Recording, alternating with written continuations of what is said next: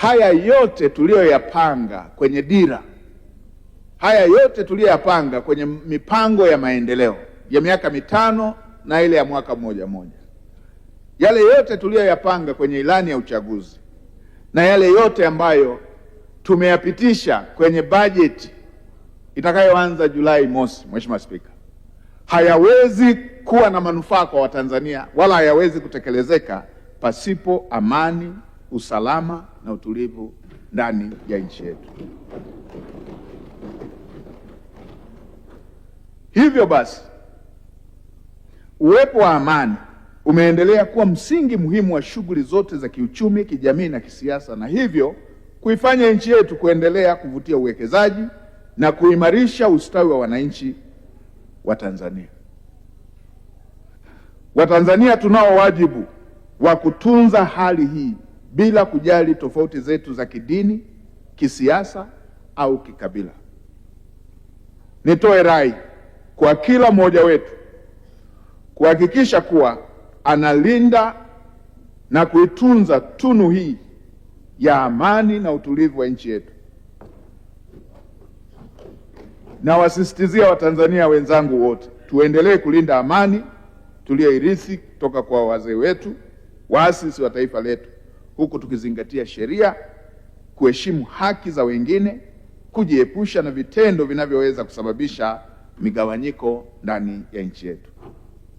Tuzingatie matumizi ya lugha za staha katika mijadala ya kijamii, ya kisiasa, kwani nayo yana mchango mkubwa wa kuvunja mshikamano ndani ya taifa letu. Mheshimiwa Spika, amani ikivunjika, utulivu ukitoweka, umoja wetu ukivunjika, hakuna anayebaki salama. Hivyo wale wanaojihakikishia kubaki salama, hasa wale wasio wa Tanzania ama wale walio nje ya Tanzania, wasituongoze katika kuvunja amani yetu, utaifa wetu na taifa letu.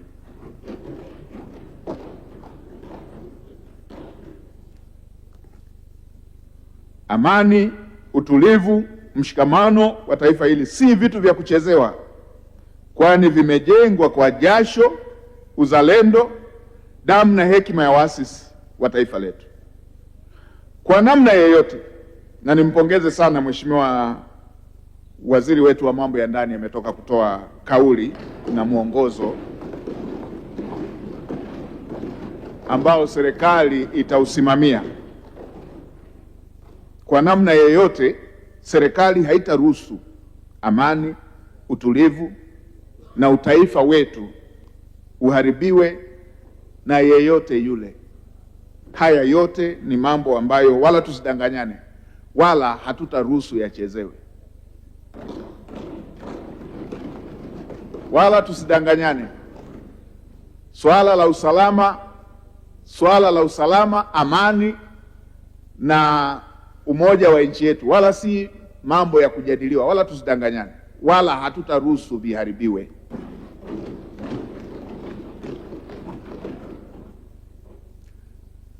Na wale wanaoelekeza kwa magrupu ya WhatsApp waje wenyewe, wasitumie watoto wa Kitanzania kama chambo. Wana mambo yanawasukuma, waje wenyewe, wasielekeze kwa magrupu ya WhatsApp. Wasikae huko na kutumia simu na mitandao na magrupu ya WhatsApp kuchochea vurugu kwenye nchi yetu. Waje wenyewe.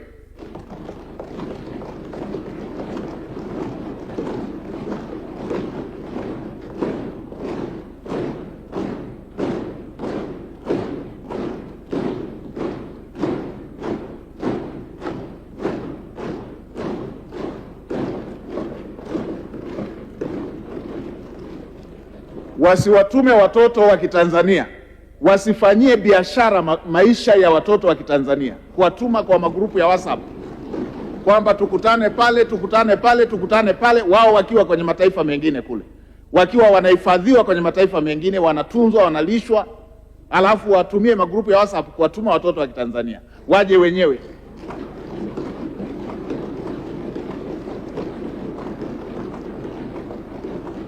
Kama nchi hatutaruhusu nchi yetu ichezewe, wala hatutaruhusu amani ya nchi yetu ichezewe na mtu yeyote.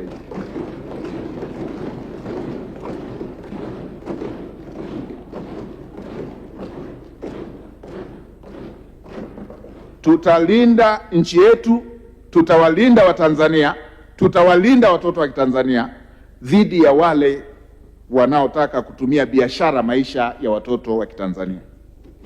Tanzania ni nchi yetu sote, na hatutakuwa tayari kuona mtu yeyote ama kikundi chochote chenye maslahi yeyote kulitumbukiza taifa letu katika migawanyiko, vurugu, machafuko na kusababisha matatizo katika nchi yetu.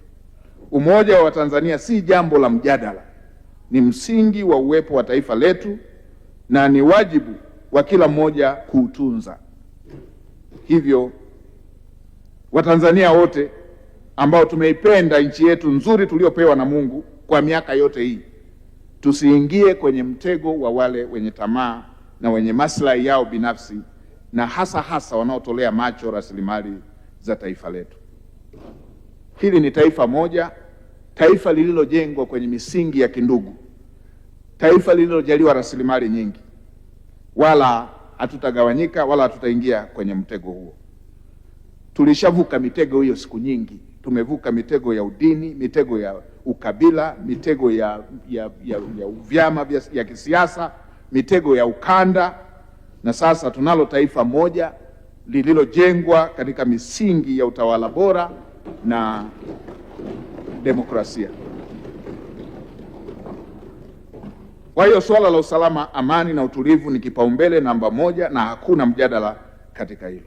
Niwahakikishie Watanzania na niwahakikishie waheshimiwa wabunge, serikali iko imara, tena imara sana kwenye jambo hili.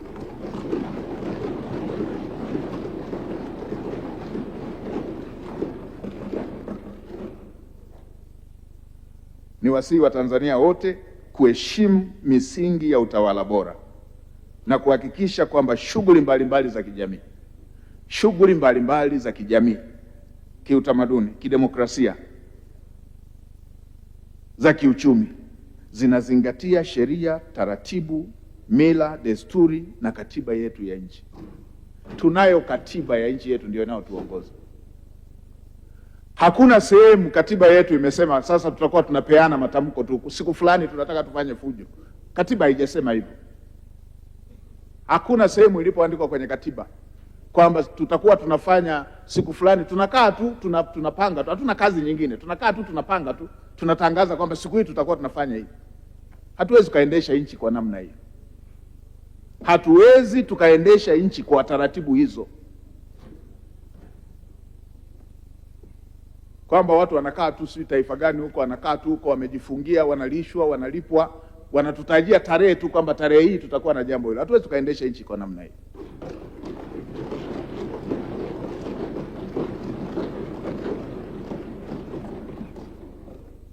Na mimi ambaye nimeshazisoma sana historia za mataifa yenye rasilimali nyingi hapa Afrika, naijua hiyo michezo yote.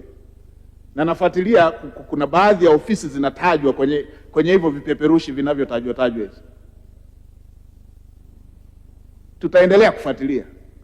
Na kila nikifuatilia wakitajwa, sijaona wakikanusha kwamba mkifanya hapa, mfanye na hapo, muende na hapo, mfanye na hapo. Naziona.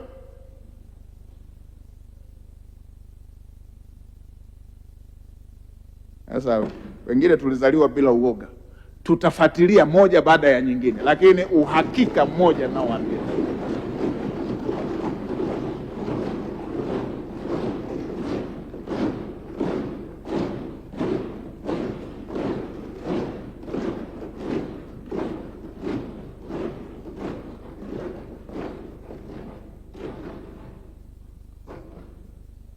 uhakika mmoja naoambia, tunafuatilia yote hayo. Tunawaambia kama hao wanaoandika magrupu ya WhatsApp hayo wakiwa huko, tunawaambia wao na wanaowatuma, hatuwezi kutetereka kwenye jambo la kuilinda nchi yetu na rasilimali zake.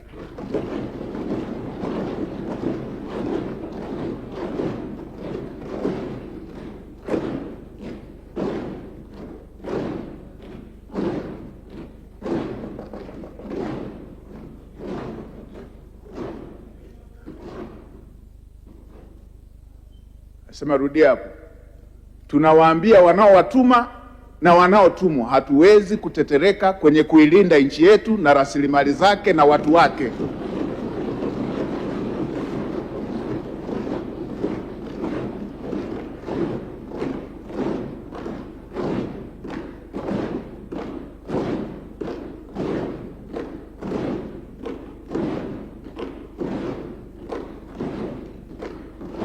Tutailinda nchi yetu, tutawalinda Watanzania, tutalinda rasilimali zake, na wala hatutaruhusu watoto wa Kitanzania watumike kibiashara na wale wenye maslahi yao binafsi. Swala la amani ya nchi yetu si jambo la mjadala, na swala la usalama wa nchi yetu si jambo la mjadala. Mheshimiwa Spika, Mheshimiwa Waziri wa Sekta, Mheshimiwa Waziri wa Mambo ya Ndani ya Nchi amelielezea kwa kirefu.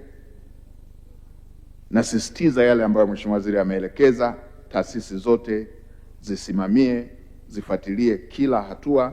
Wananchi, endeleeni na shughuli zenu za kila siku. Nchi iko salama, na wala hatutaruhusu michezo iwatoe wananchi kwenye kutekeleza shughuli zao za kimaendeleo. Hatutaruhusu michezo hii iwatoe Watanzania kwenye shughuli zao za kila siku za kujiletea maendeleo. Mambo mengine ni ya kibiashara tu. Mambo mengine wanaona nchi inapiga hatua,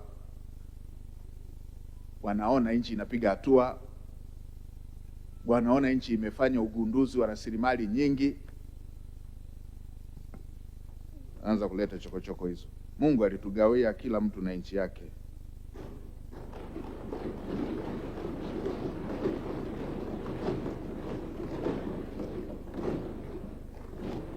Kila watu walipewa na nchi yao. Tanzania ni nchi ya Watanzania. Mheshimiwa Spika, basi niendelee kumalizia. Global TV, kimbilio la wasio na sauti. Tupigie sasa.